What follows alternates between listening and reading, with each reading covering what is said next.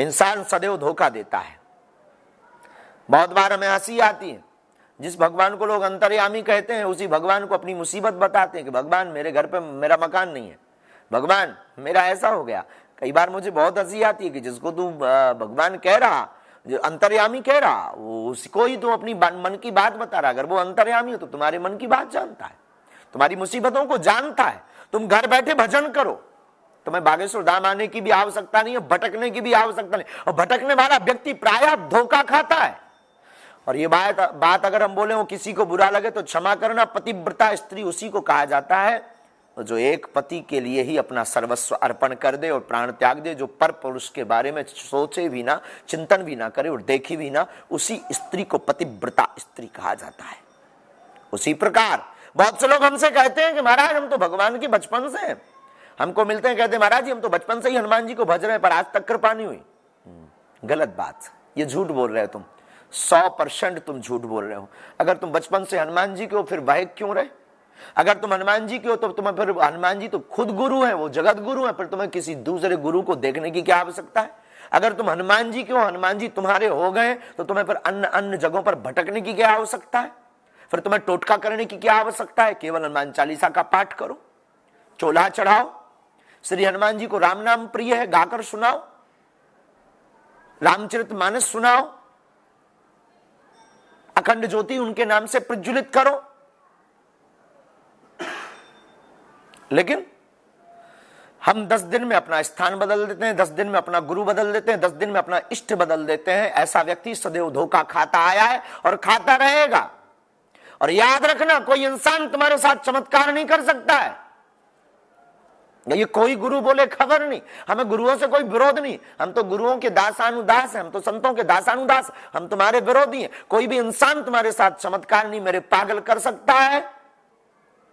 अगर कोई चमत्कार कर सकता है तो वो ईश्वर है, और ईश्वर ही अगर चमत्कार कर सकता है तो फिर तुम्हें व्यक्ति विशेष की आवश्यकता नहीं है, तुम्हें चक्कर में पड़ना ही है तो हनुमान जी के चक्कर में पड़ो। और देवता चित्त न धरी, हनुमत से ही सर्व सुख करी।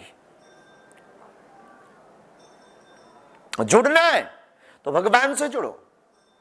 और याद रखना, हम स्वांग हो सकते हैं, हम गलत भी हो सकते हैं, ऐसा भी नहीं है कि हम तो अपने आप को स्वीकार भी करते हैं कि हम बहुत अवगुणी आदमी हैं। हम ये भी कहते हैं कि हो सकता तुम्हारी दृष्टि में जिसने हमको जाना नहीं उसकी दृष्टि में हम मिथ्या भी हैं। ये संसार विचित्र है। टोपी लगा करके बैठो, ये कपड़ा पहन करके बैठो, गाड़ी से थोड़ा चढ़ो और खूब पागल जुड़ जाए तो कई लोग तो ये भी कहते हैं क्या तमाशा बना रखा है। आजकल तो कई लोग ये भी न्यूजें चला रहे हैं कि 25-26 साल के युवा ने क्या पागलपन मचा रखा है। उनकी सोच है, जिसने जाना नहीं वो बोलेगा।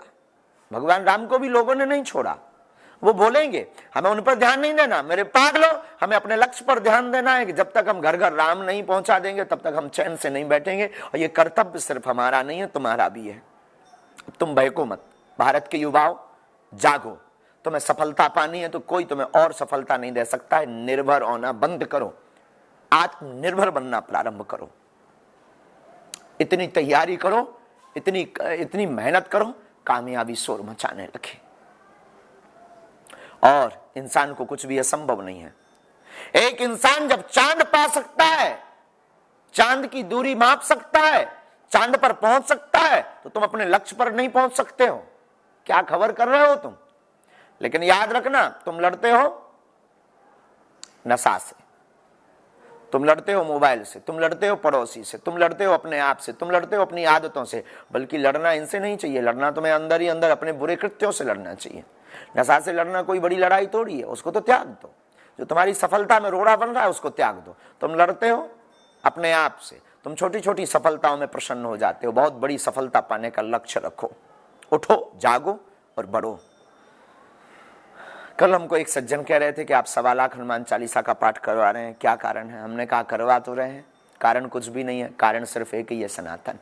और जब तक हम ये करके नहीं छोड़ेंगे तब तक चैन से बैठेंगे नहीं।